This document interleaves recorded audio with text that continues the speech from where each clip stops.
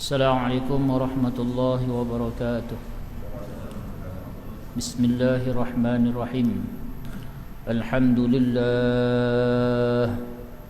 nahmaduhu wa nasta'inuhu wa nastaghfiruh wa nu'minu bihi wa natawakkalu alayhi wa na'udzu billahi min shururi anfusina wa min sayyiati a'malina. Man yahdihillahu fala mudilla lahu ومن يضلله فلا هادي له. نشهد أن لا إله إلا الله وحده لا شريك له ونشهد أن سيدنا محمدا عبده ورسوله. فاللهم صل على سيدنا محمد وعلى آله وصحبه أجمعين. أما بعد. Alhamdulillah, kita syukur pada Allah. Sekali lagi Allah Subhanahu Wa Taala himpunkan kita di tempat yang mulia, tempat yang sangat Dia kasihi, tempat yang Dia sangat suka, iaitu Masjid Surau. Masjid dan surau, saya tak pastilah di Selangor ni apa fatwa dia, adakah sama masjid dengan surau. Dan kalau di Kelantan dia sama je. Bahkan di Kelantan ni payah dah nak jumpa surau, semua dah di upgrade jadi diisytihar sebagai masjid. Di wilayah berdasarkan fatwa pada tahun 2016, maksudnya Jawatankuasa Fatwa Wilayah Persekutuan, mereka mengeluarkan fatwa yang mengatakan bahawasanya surau dan masjid itu kedudukan dia sama, walaupun nama lain tapi sama. Bila sama, maknanya haknya adalah sama, hukum hakam dia sama, maka sudah tentu kelebihan dia juga adalah sama. Saya tak pastilah, di Selangor saya tak sempat nak cek pula kan. Dan saya sendiri, pendapat saya sendirilah, saya lebih cenderung kepada pendapat yang mengatakan surau dan masjid hak dia adalah sama. Maknanya orang berhadas besar tak boleh masuk, tak boleh masuk dalam masjid, dalam surau. Kita masuk surau kena langkah kanan. Boleh sembahyang tahiyatul masjid, tak payahlah niat tahiyatul surau. Payah pula dia nanti kan. Tadi ada siapa yang sembahyang tahiyatul surau? Tak ada dah. Tahiyatul masjid itu nama surau, betul tahiyatul masjid kat mana pula? Jadi itu yang kadang-kadang mengconfusekan kita. Jadi kalau ikutkan, saya tanya Sahibul Samahah Mufti wilayah sekarang lah, Sahibul Samahah Dr. Luqman, apa hukum? Jadi dia kata fatwa tu masih tak berubah, maknanya itulah sebagaimana yang dikeluarkan 2016, itulah yang berkuat kuasa. Maknanya Sahibul Samahah Mufti yang baru ni pun setuju. Ini wilayah lah, tapi masing-masing lah, sebab ulama' kita ni ada 14 negeri ni, ada 14 majlis agama kan. Itu bidang kuasa masing-masing. Baik, jadi kita syukur bila Allah Subhanahu. Sebab tu saya kata kita kena syukur banyak-banyak bila Allah Ta'ala himpunkan kita di rumah Allah Ta'ala ini. Surau, masjid, tak kisahlah kita nak panggil apa pun, hakikat sebenarnya inilah rumah yang kita telah khususkan untuk kita beribadah kepada Allah Subhanahu Wa Ta'ala, untuk kita sujud sembah Allah Subhanahu Wa Ta'ala, untuk kita berzikir di dalamnya, untuk kita menghidupkan amalan-amalan. Jadi inilah tempat dia yang kita dah khususkan kan. Siap ada setengah surau masjid dah tulis kawasan suci, mana dah tak boleh pakai selipar dah, kena buka dah, tak boleh dah tu, dia dah siap tulis dah kawasan suci. Jadi kalau surau tu tak sama dengan masjid, nak kawasan suci apanya? Kalau surau dia bukan bertaraf masjid, orang yang hadas besar pun boleh masuk, wanita yahid pun boleh masuk. Tapi kalau bila kita kata surau dengan masjid ni sama, maka kena jaga segala hukum hakam, hak-hak surau masjid itu juga terpakai kepada surau. Kita syukur pada Allah. Kenapa? Nabi SAW bagi tahu, ahabbul biladi ila Allah Ta'ala masajiduha. Hafallah hadis riwayat Muslim ni tuan-tuan. Ahabbul biladi ila Allah Ta'ala masajiduha. Secinta-cinta tempat bagi satu kawasan di sisi Allah, sekasih-kasih tempat yang paling Allah suka bagi satu bilad, satu kawasan, satu negeri, satu kota, satu apalah, taman, ialah di sisi Allah ialah masjid-masjidnya. Termasuklah surau tazkiyah kita ni kan. Jadi kalau kita rasa lemau je sikit, teringat balik hadis ni. Aku ni nak pergi tempat Allah suka. Kalau Allah bila Allah sudi terima kita ditempatkan di tempat yang dia suka tu, ada harapan dia pun suka jugalah. Macam kita datang jemput orang masuk rumah kita ni, orang yang kita suka ke yang kita tak suka? Yang kita jemput lah, yang datang tu apa kita nak buat kan? Itu terpulang pada kita lah, nak halau tak halau ke, nak izin dia masuk ke tak masuk. Setengah orang datang yang kita tak expect, yang kita tak suka, kita tak jemput pun dia masuk, cakap depan rumah tu je lah kan. Ya ada apa ya? Itu je lah. Tapi kalau yang kita suka tu, dari jauh kita dah panggil, masuklah kan.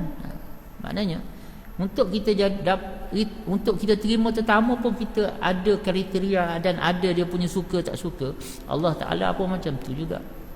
Sebab tu orang datang rumah Allah ni, kita tengok zahir dia. Jangan kita nak jadi Tuhan lah. Itu kerja Tuhan lah. Dia ikhlas ke tak ikhlas ke, dia apa ke, itu kerja Allah Ta'ala. Allah Ta'ala tahu rumah dia ni kan. Jadi Allah Ta'ala tahu. Tapi kita anggap semua, kita sangka baik, kita melihat kebaikan. Siapa saja yang datang rumah Allah ini orang baik, orang yang Allah Ta'ala suka. Jadi sebab tu kita kena syukur. Pagi-pagi lagi, subuh-subuh hari ni lagi, Allah Subhanahu Wa Ta'ala dah jemput kita, letak kita di tempat yang Allah Ta'ala suka. Kita kalau tetamu kita suka, dia duduk sejam, kita rasa lama ke? Tetamu kita suka ni, tak ada masalah kan? Duduk 3 hari 3 malam pun tak apa, kita sanggup hostkan dia kan. Tapi kalau yang kita tak suka tu, duduk 5 minit kita rasa lama dah. Begitu juga kita tuan-tuan, lagi lama kita dapat duduk dalam rumah Allah ni, lagilah kita kena syukur pada Allah Ta'ala. Mana Allah Ta'ala suka kita duduk lama-lama dalam rumah dia kan. Lepas tu kita kena sedih, macam awal-awal saya cerita hari tu lah, bila rumah Allah ni kita hadkan, terpaksa lah sebab COVID dan sebagainya, ulama' terpaksa keluarkan peraturan, terpaksa dihadkan. Ialah ulama' jalankan tugas mereka, itu dah betul. Tapi hati kecil kita kena nangis, kita kena hibur. Sebab apa? Tak akan berlaku satu benda melainkan izin Allah, melainkan kehendak Allah. Macam seolah-olahnya Allah Ta'ala nak, tak berapa nak suka kita duduk lama-lama rumah dia.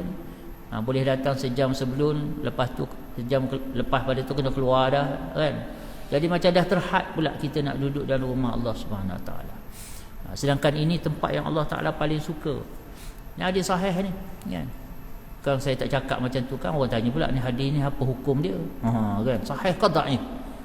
Rupanya dia tahu dua tu ya, sahih dengan dhaif. Yang hasan dia tak tahu kan. Biarlah ulama-ulama hadis lah yang berurusan dengan hadis. Kita yang baru pandai sebut dhaif dengan sahih ni tak payahlah kan. Dalam sangat ilmu hadis ni.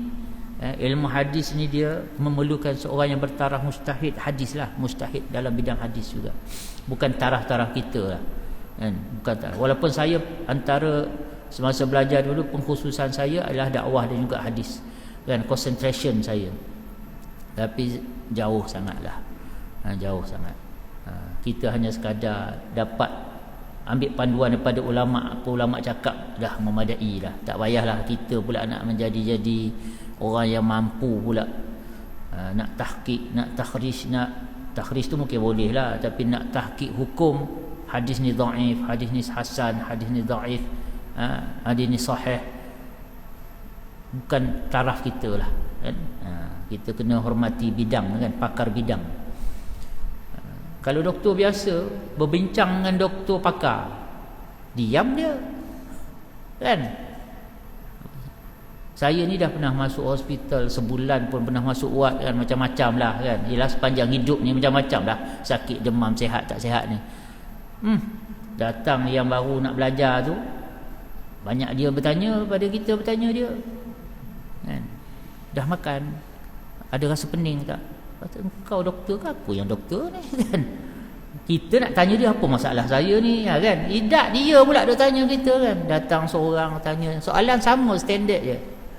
Saya geram dia nak jawab. Tengok je lah yang dulu tu jawab. Tanya macam mana kan. Sebab dia baru doktor pelatih.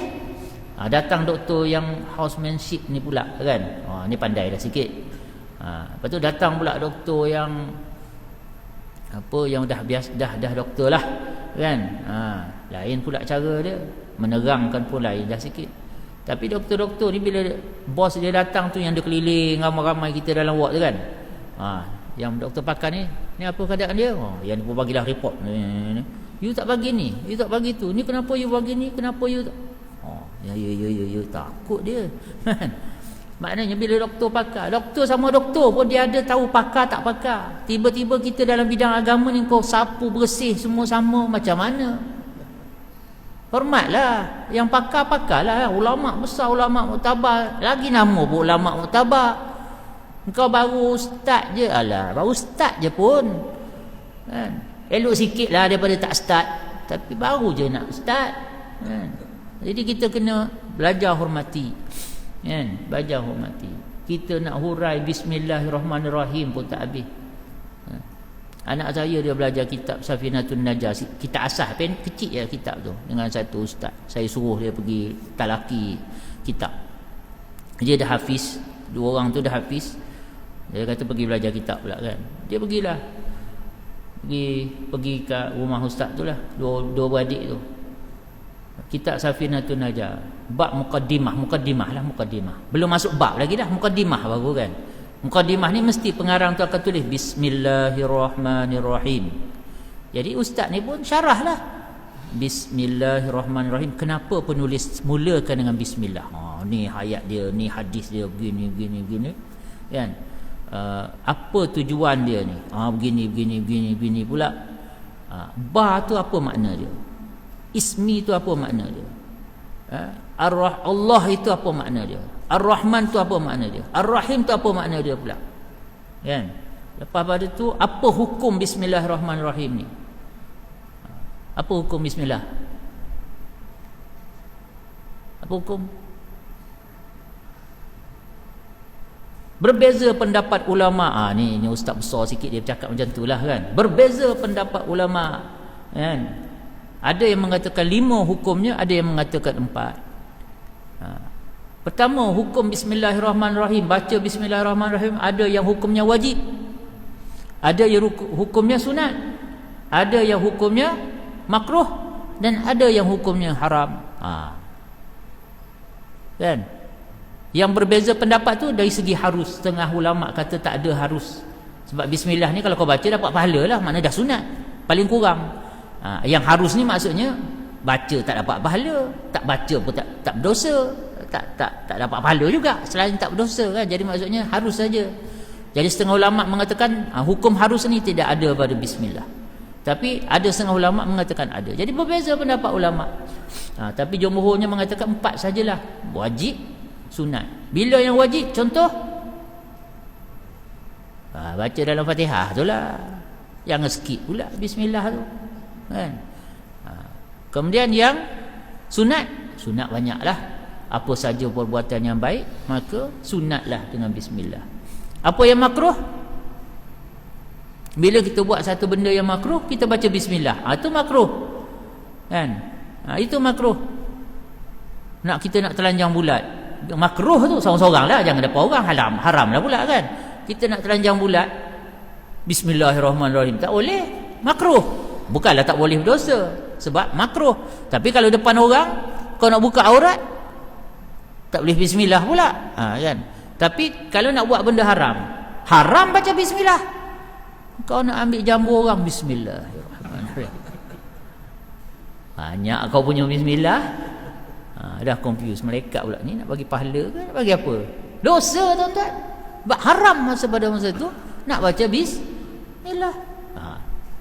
Anak saya kata dia belajar satu malam tu daripada isyak sampai pukul 11 tu bismillah aja. Tu baru bismillah aja tu. Itu pun katanya ustaz tu, kawan saya tu, dia kata ini kita kira ringkas-ringkas lah. Ringkas rupanya. Bismillah tu satu malam je tu kan. Tu belajar 2 orang je tu. 3 lah, bertiga lah, mana anak saya 2 orang, guru dia seorang kan. Macam tu tuan-tuan. Itu kita nak rasa dah okey. Kan? Ulama dia kalau buka tafsir tu, Allahu Akbar. Kan? Tafsir Ibn Katsir contoh. Tengoklah dia hurau bismillah tu yang antara yang paling panjang. Kan? Nak bagi tahu kedalaman kepakaran ilmu ni berbeza-beza. Jadi kita kena berikan tempat yang sesuai. Sebab hari ni bukan apa, ada orang ni bila kita sebut hadis, oh ustaz, hadis ni sahih ke dhaif? Dia punya soalan tu risau ustaz lah menjawab. Baik kan, kalau ustaz tu tanya balik, tak, hadis ni hasan. Sudah, hasan tu apa benda pula? Hadis ni boleh 3 lah kategori dia: sahih, hasan, dhaif. Hasan ni antara sahih dengan dhaif.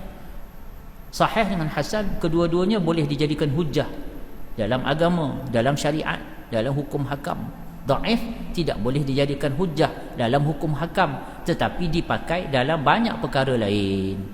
Kan? Dalam banyak perkara lain, dalam mau'izah, dalam taghrib wa tarhib, tentang fadailul a'mal, itu dibolehkan. Lepas itu hasan, sahih ni pula ada 2 jenis. Sahih ni bukan satu jenis, 2 jenis. Sahih dia panggil sahih li zati, yang kedua sahih li ghairi. Hasan ni pula pun 2 jenis juga. 2 jenis juga hasan. Hasan li zati, hasan li ghairi. Dhaif pula berbelah-belah, berpuluh jenis. Dhaif pun bukan satu hukum dia. Kalau Imam Ahmad bin Hanbal, dia mengatakan hadis mursal. Hadis mursal ni hadis dhaif, sejenis daripada hadis dhaif. Dia katakan hadis mursal ini lebih kuat daripada qiyas. Main-main tu. Sedangkan sumber hukum kita yang paling ijma' 4 kan? Quran, hadis, ijma', qiyas.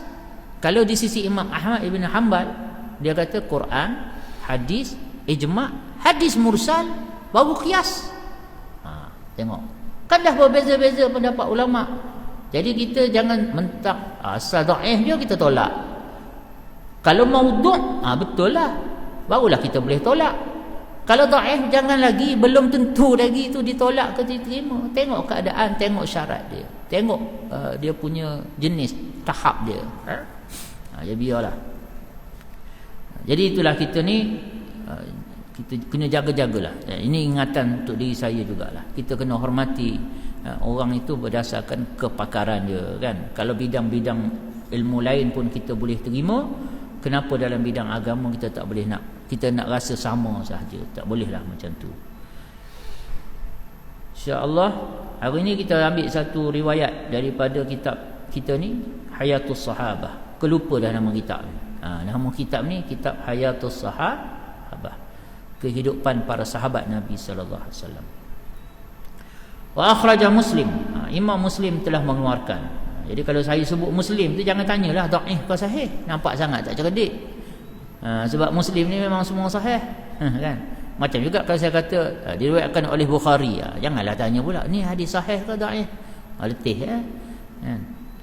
Wa akhraja Muslim, dikeluarkan oleh Imam Muslim an Abi Sa'id Al-Khudri radhiyallahu anhu, daripada seorang sahabat. Maknanya pangkal cerita dia ni datang daripada Abu Sa'id Al-Khudri radhiyallahu anhu. Dia ni adalah daripada kabilah Bani Najjar, orang asli Madinah. Abu Sa'id Al-Khudri ini masa Rasulullah SAW sampai ke Madinah, hijrah ke Madinah, dia ni masih sangat muda belia, sangat remaja sangat lagi. Tapi dia telah beriman, dia telah menjadi Islam.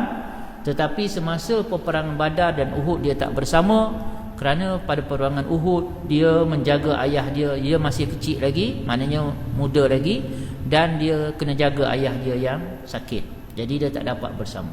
Selepas daripada Uhud, dia sentiasa bersama Rasulullah SAW dalam setiap jemaah-jemaah yang Rasulullah SAW telah keluar, sama ada jemaah perang, jemaah dakwah dan sebagainya. Abu Sa'id Al-Khudri ini antara golongan para sahabat yang dikira sebagai cendekiawan lah, antara yang alim di kalangan para sahabat. Dalam ilmu hadis, ulama menyatakan tak kurang daripada 1170 hadis yang diriwayatkan bersumber daripada Abu Sa'id Al-Khudri. Tu kira banyak tu. 1170 ni kira banyak lah. Okay. Kata Abu Sa'id Al-Khudri, radhiyallahu anhu, dia kata, kharaja Muawiyah radhiyallahu anhu, telah keluar Sayyidina Muawiyah radhiyallahu anhu. Muawiyah mana? Muawiyah ibni Abi Sufyan radhiyallahu anhu. Sayyidina Muawiyah. Jadi Muawiyah ini salah seorang sahabat Nabi sallallahu alaihi wasallam. Tapi ulama mengatakan Sayyidina Muawiyah ini antara sahabat Nabi yang paling banyak difitnah, yang paling banyak menerima tuhmahan, sehingga nama dia tu macam buruk lah, kan? Nama dia tu macam buruk, zalim lah, apalah. Tapi sebenarnya dia seorang sahabat Nabi sallallahu alaihi wasallam. Bahkan dia ini adalah mempunyai hubungan yang sangat rapat dengan Nabi. Pertama, dia tu sama-sama Quraisy. Yang keduanya, dia adalah adik iparnya Nabi sallallahu alaihi wasallam. Kakak dia Ummu Habibah radhiyallahu anha, Sayyidatina Ummu Habibah radhiyallahu anha adalah isterinya Rasulullah sallallahu alaihi wasallam, Ummul Mukminin, salah seorang daripada ummahatul mukminin. Jadi Muawiyah ini dia bebas keluar masuk rumah kakak dia, rumah Rasulullah lah juga, kan, rumah kakak dia. Dan mereka berdua ni, dua beradik ni, masuk Islam jauh lebih awal daripada Abu Sufyan, ayah mereka. Kita tahulah kisah Abu Sufyan ni, kan, antara ketua dalam kaum Quraisy yang menentang Nabi sallallahu alaihi wasallam. Tapi Abu Sufyan ini juga akhirnya menerima Islam, masuk Islam. Masuk Islam semasa peristiwa tahun pembukaan kota Mekah, semasa peristiwa pembukaan kota Mekah. Jadi akhirnya anak beranak ni semua Islam, semua menjadi sahabat Nabi sallallahu alaihi wasallam, mendapat title taraf itu. Dan Muawiyah radhiyallahu anhu ini dia adalah seorang yang alim. Kita kena ingat, bukan semua para sahabat ni ulama, tetapi Muawiyah ini salah seorang daripada mereka. Dia antara yang alim. Bahkan banyak persaksian para sahabat yang lain bahawasanya mereka pernah berkata, tak ada orang yang aku tengok lebih mirip solat dia dengan solatnya Rasulullah lebih daripada Muawiyah. Itu nak menggambarkan kealiman dia. Dan dia ni antara orang yang Nabi sallallahu alaihi wasallam telah doakan. Nabi sallallahu alaihi wasallam doa, ya Allah, jadikanlah dia ini khalifah yang rasyid, jadikanlah dia ini pemerintah yang rasyid, ya. Maksudnya dia ni antara orang yang mendapat doa Nabi sallallahu alaihi wasallam. Dan beliau ini salah seorang daripada penulis wahyu. Rasulullah bila turun wahyu, Rasulullah akan tengok siapa ada yang dekat, Rasulullah akan suruh dia tulis. Penulis ni macam kita panggil setiausaha sulit lah, setiausaha sulit Rasulullah sallallahu alaihi wasallam. Rasulullah nak hantar surat ke, Rasulullah nak suruh apa ke, Rasulullah akan suruh penulis-penulis wahyu. Ramai Rasulullah ada ramai penulis wahyu. Muawiyah ini salah seorang daripadanya. Jadi Sayyidina Muawiyah radhiyallahu anhu ini yang paling banyak dituhmah, terutama daripada puak-puak Syiah. Sampai kita ahli sunnah ni pun terkesan juga. Saya nak tanyalah, ramai-ramai ahli qaryah sini ni, surau Tazkiyah ni, berapa orang yang bagi nama anak dia Muawiyah? Abu Bakar ada tak nama orang Abu Bakar? Ada. Umar? Ada. Osman? Ramai. Ali? Lagi ramai. Tapi Muawiyah? Kenapa? Kerana nama Muawiyah ni, bahkan dalam pelajaran pendidikan Islam di sekolah, masa saya ingat belajar dulu-dulu pun, dia tak diberikan nuansa yang betul sebagai taraf dia seorang sahabat, adik ipar Nabi sallallahu alaihi wasallam, seorang yang Nabi sallallahu alaihi wasallam percaya dan Nabi sallallahu alaihi wasallam telah doakan, sehingga zaman khalifah Abu Bakar, Umar, Osman semua memberi kepercayaan kepada Muawiyah menjadi gubernur di Syam dan sebagainya. Maknanya dia ni orang yang dipercayai. Tetapi sejarah telah dimanipulasi sehingga dia ni menjadi seorang yang sangat buruk, kan? Seorang yang sangat buruk. Kalau kita nak marah dia sebab kononnya dia ni berlawan dengan Ali dalam peperangan Siffin, maka sebab tu kita nak hentam dia. Pertama sekali, siapa kita ni nak bercakap pasal dia? Itu satu. Yang kedua, Kalau macam tu, apa tu? Sayyidina Aisyah berlawan dalam peperangan Jamal pun kita hentam jugalah. Sedangkan siapa Sayyidina Aisyah ni, Sayyidatina Aisyah ni, siapa dia? Kan? Saya nak tanyalah tuan-tuan, ini yang dah berkahwin, ada yang tak kahwin lagi sini? Macam dah kahwin je semua. Yang dah kahwin atau pernah kahwin ke tak kisahlah kan. Kita ni lah, kita orang lelaki ni, pernah tak dalam kita duduk bersembang dengan kawan-kawan ni, kita bagi tahu, aku sebenarnya sayang sangat isteri aku ni. Pernah ke? Tak pernah kan? Tapi Rasulullah bagi tahu para sahabat, sesungguhnya aku sayangkan Aisyah ni, aku sangat sayang pada Aisyah. Rasulullah tu boleh cakap benda macam tu kan? Ini dia nak bagi tahu siapa dia Sayyidatina Aisyah radhiyallahu anha. Tapi jadi kita ni, ulama kita ajar, jika ada berlaku perselisihan antara para sahabat, kita jangan masuk campur. Itu dia. Sebab mereka ni walau macam mana keadaan mereka, yang penting Allah dah istihar lebih awal dalam Quran, Allah redha dengan mereka. Itu saya dah panjang dah saya cerita itu pasal sahabat Nabi SAW. Itu kena belajar. Sebab sahabat Nabi SAW ini bukan sekadar tokoh sejarah.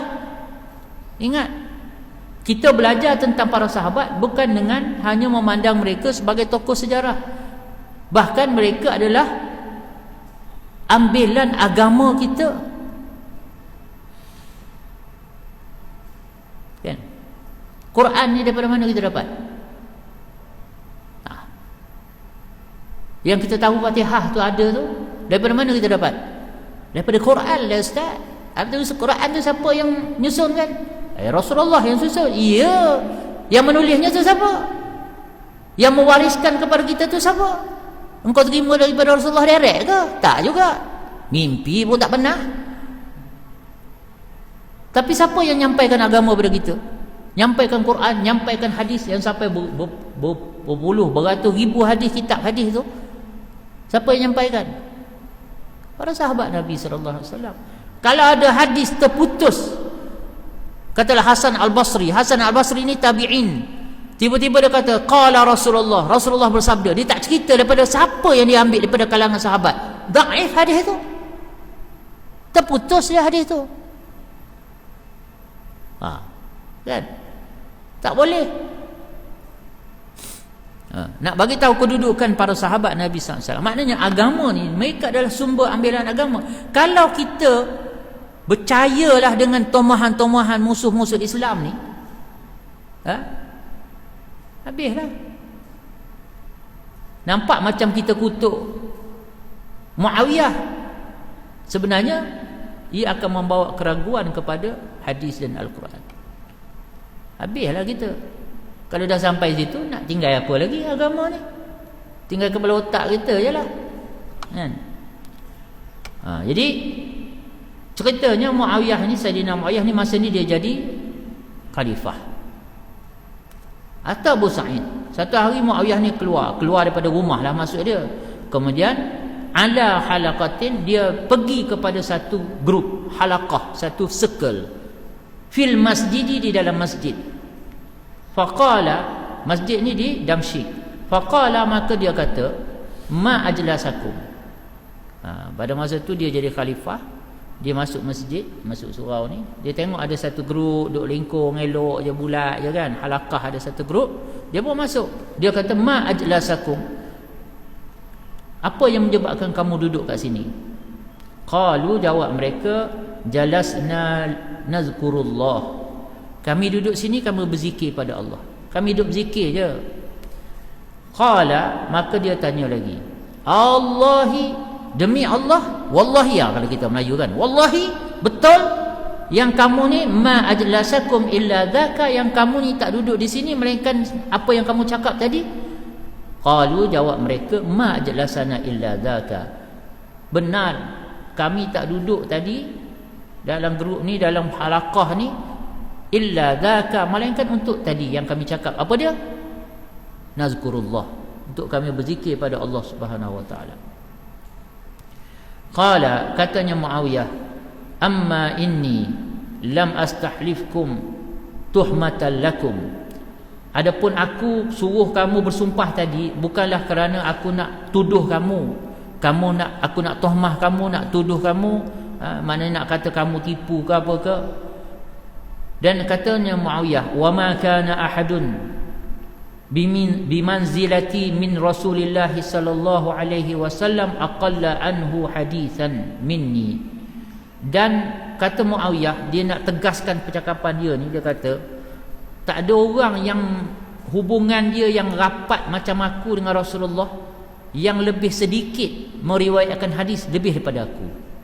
Maknanya kata Muawiyah, walaupun aku ni rapat dengan Rasulullah, aku tak suka bawa cerita, aku tak suka bercakap-cakap sandarkan kepada Rasulullah. Sebab apa? Kerana aku sangat hati-hati, takut ya apa aku cakap tu tak macam Rasulullah cakap. Ini sifat takwa Muawiyah. Dia tak suka nak jaja-jaja Rasulullah kata. Dia tak berani. Sedangkan dia ni antara orang yang paling rapat dengan Nabi SAW. Dia kata sinilah.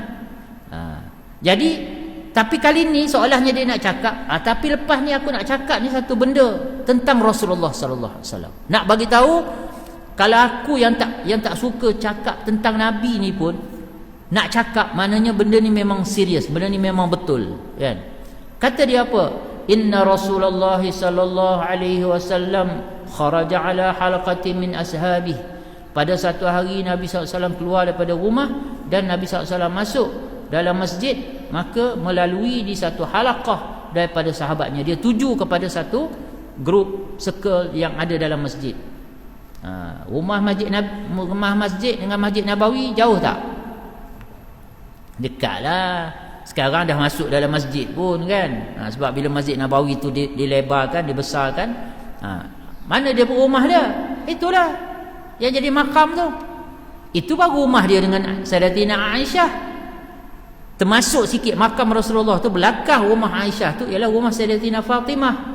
Jadi dalam sebenarnya makam Rasulullah itu, hak makam dengan Sayyidina Abu Bakar, Sayyidina Umar itu rumah Aisyah. Tetapi belakang sikit, yang dah termasuk sikit belakang tu ialah termasuk tapak rumah Sayyidatina Fatimah radhiyallahu anha. Jadi kalau saya nak mudah cerita, quarters Rasulullah tu, rumah Rasulullah ni quarters. Rasulullah ramai isteri, jadi setiap isteri ada satu quarters. Kalau Hafsah radhiyallahu anha, kat mana rumah dia? Siapa tahu? Kat mana rumah Sayyidatina Hafsah radhiyallahu anha? Rumah Sayyidatina Aisyah jelaslah, sebab dah jadi makam. Rumah Sayyidatina Hafsah, rumah Sayyidatina Hafsah ialah depan rumah Aisyah. Kalau orang lelaki, ni lelaki lah. Kalau kita ni pergi Mekah, pergi Madinah nak ziarah Nabi SAW, kita akan masuk melalui bab apa? Babus Salam. Betul, kita jalan straight, ya kan? Beratur lah kita, beratur selawat. Lalu depan Raudhah. Tapi nak masuk tak boleh lah kot tu, kan? Jalan. Lepas tu dah mula sampai kawasan makam, kan? Betul. Masa kita sampai dan kita akan tengok, kan ada 3 tulisan tu, kan? Mana kita nak bagi salamnya. Orang kata tulis kat situ, boleh bagi. Ini Rasulullah lah ni. Kita pun bagi salam, Assalamualaikum. Masa kita Assalamualaikum, kita pijak tu orang lelaki ni, orang lelaki. Bila masa kita berhenti tu, itulah rumah Sayyidatina Hafsah radhiyallahu. Jadi track yang kita lalu tu adalah track, sebenarnya itu adalah tapak quarters Sayyidatina Hafsah radhiyallahu. Sebelah rumah Sayyidatina Aisyah radhiyallahu anha, Sayyidatina Saudah radhiyallahu anha. Belakang tu Sayyidina Salmah radhiyallahu anha. Lepas tu ada Ummu Habibah radhiyallahu. Berderet sampai ke belakang. Kalau masalah ni Masjid Nabi, kalau kita anggap ni Masjid Nabi lah, maknanya sini imam, mimbar, sini makam, maknanya rumah Rasulullah dan kuartus-kuartus dia ni berderet sampai ke sana, ke belakang. Batu Rasulullah SAW, dia masuk masjid melalui bab Jibril. Rasulullah tak masuk melalui bab Baqi'. Bab Baqi' itu kemudian. Sebelum tu tak ada bab Baqi'. Kan bab Baqi' tu kita keluar tu dah nampak perkuburan Jannatul Baqi', kan? Tak ada. Jadi sekarang ni dia Kalau zaman Nabi, masa Nabi SAW dulu, rumah Nabi SAW tu di luar masjid, dan dia akan masuk melalui pintu yang bab Jibril. Bab Jibril. Kalau guru-guru saya, mereka suka masuk melalui bab Jibril, dan mereka suka duduk di ruang kecil. Masuk tu terus ada, sebelum makam tu dia ada sikit ruang. Kalau guru saya dia suka tu. Itu adalah tempat di kaki-kaki Rasulullah SAW, kaki Sayyidina Abu Bakar, menghala belah kaki. Sebab ni jenazah mereka kan, lihat lahat mereka kan. Jadi belah sana tu adalah arah kaki mereka. Yang kita lalu tu depan muka Nabi SAW, wajah Nabi SAW. Kita tahulah juga. Ini umrah tiap-tiap tahun kan, tak tahu, rugilah kan. Jadi katanya Muawiyah, saya habiskan sikit dia punya ni.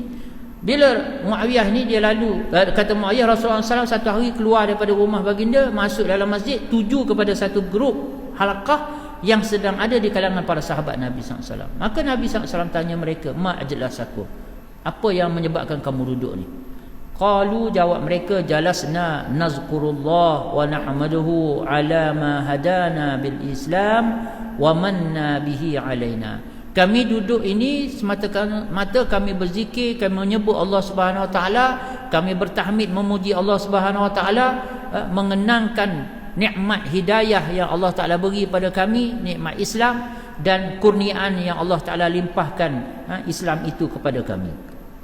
Maka kata Nabi sallallahu alaihi wasallam, Allahi, demi Allah, maknanya Nabi suruh bersumpah, ma ajlasakum illa zaka, memang yang kamu tak duduk melainkan untuk tujuan tadi. Maka jawab para sahabat, Allahi, demi Allah, ma ajlasana illa zaka, kami tak duduk melainkan untuk tujuan itu.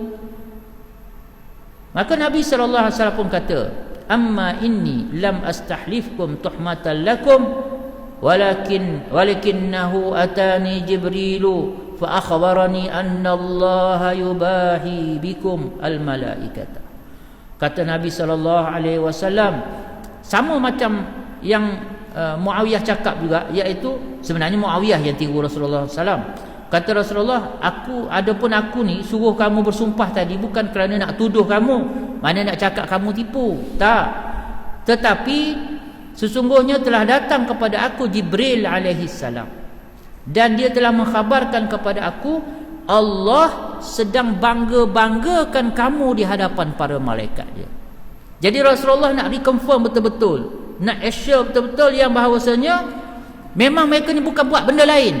Maknanya yang Allah banggakan mereka tu ialah disebabkan apa? Sebabkan mereka berzikir pada Allah Subhanahu wa taala, duduk ramai-ramai berzikir.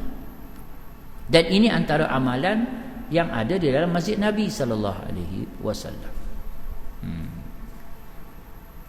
Kaza fi riyadus salihin, demikianlah yang tercatat di dalam kitab Riyadus Salihin.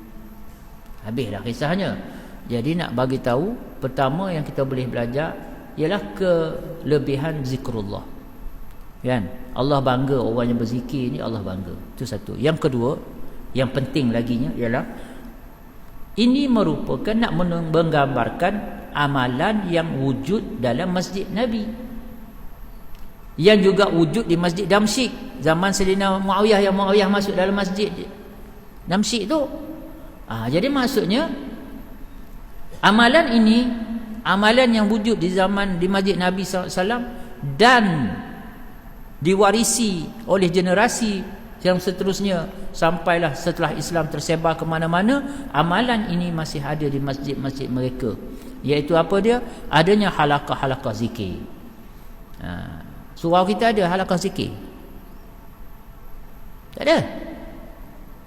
Tak ada buat tahlil apa ke? Ada. Bila buat tahlil? Tunggu Ramadan ya. Ada setengah surau dia buat kurang-kurang, dia buat baca Yasin. Lepas Yasin tu tahlil lah sikit kan. Itu sebenarnya adalah satu, mana tahlil tu zikir lah tu kan. Zikir, mana kita berzikir pada Allah, tahlil ke tahmid ke tasbih ke, tak kisahlah. Jadi kalau nak kirakan di masjid-masjid surau ni patut kena ada, sentiasa ada orang yang berzikir pada Allah Subhanahu wa taala. Kalau tidak zikir ramai-ramai pun duduk satu tumpuk berzikir, kan? Banyak hadis-hadis Nabi SAW yang cerita tentang itu. Dan di sini jelas Nabi SAW bagi tahu, ya Nabi Allah Subhanahu Wa Taala membangga-banggakan sahabat-sahabat yang berzikir ini di hadapan para malaikat. Oi, bukan kaling-kaling punya majlis tu. Malaikat tu, kan? Malaikat tu. Ini kita masuk majlis agung pun sengih-sengih sebulan tak habis cerita lagi, punyalah happy dapat masuk majlis agung, kan? Majlis agung bagi pingat tu. Oh, masuk. Bukan dapat datuk pun, cuma masuk jelah, duduk kan. Oh, itu pun duk cerita sebulan tak habis, duk cerita kat orang lagi. Ini tuan, bukan agung. Agung segala agung, Tuhan segala agung, kan? Yang maha agung, membangga-banggakan di hadapan malaikat-malaikat dia, masya-Allah. Jadi insya-Allah, jadi daripada situ kita boleh faham. Jadi surau kita ni pun eloklah ada kat majlis zikir juga, kan? Kurang-kurang seminggu sekali ke adalah buat tahlil. Nak tunggu yang apa nama, Ramadan baru nak ada tahlil, kan? Kena pula Covid pula, dah terus tak ada tahlil, kan? Jadi sementara yang mana kita boleh buat tu, mungkin yang malam-malam kita boleh baca Yasin sikit ke apa ke, boleh buat tahlil, kan? Ini yang kita nak, supaya apa? Kita nak hidupkan rumah Allah ini dengan apa yang telah diwariskan oleh Rasulullah sallallahu alaihi wasallam. Kan? Macam mana Nabi sallallahu alaihi wasallam dan para sahabat memakmurkan masjid mereka, macam itulah kita nak makmurkan. Sebab tu dalam yang kita baca sekarang ini bawah bab limaza bunyatil masajid, kenapa dibina masjid-masjid, wa maza kanu yaf'aluna fiha, dan apa yang para sahabat lakukan di dalamnya, kan? Jadi supaya kita tak lari daripada tujuan masjid, dan kita tak lari daripada apa yang telah dimodelkan oleh Rasulullah SAW dan para sahabat baginda. Semoga Allah Ta'ala bagi taufik untuk kita faham perkara ini, kita dapat amalkan dan kita dapat sampaikan, kongsikan pada saudara-saudara kita yang lain, insya-Allah. Ada apa-apa soalan ke? Cara angguk tu macam faham dah lah, tak tahulah, kan? Nampak gini angguk tadi, kan? Okay. Kalau tak ada, alhamdulillah. Saya pun nak cepat juga ni, kena ke audition pula lepas ni. A'udzubillahi minasyaitonirrajim. Bismillahirrahmanirrahim. Alhamdulillahi rabbil alamin. Allahumma salli ala sayyidina Muhammad wa ala alihi wa sahbihi ajma'in. Rabbana shrah lana sudurana wa yassir lana umurana wahlul 'uqdatam min alsinatina yafqahu aqwalana. Rabbana zidna 'ilma warzuqna fahma. Allahumma inna nas'aluka hubbak wa hubba man yuhibbuk wal 'amal alladhi yuballighuna hubbak.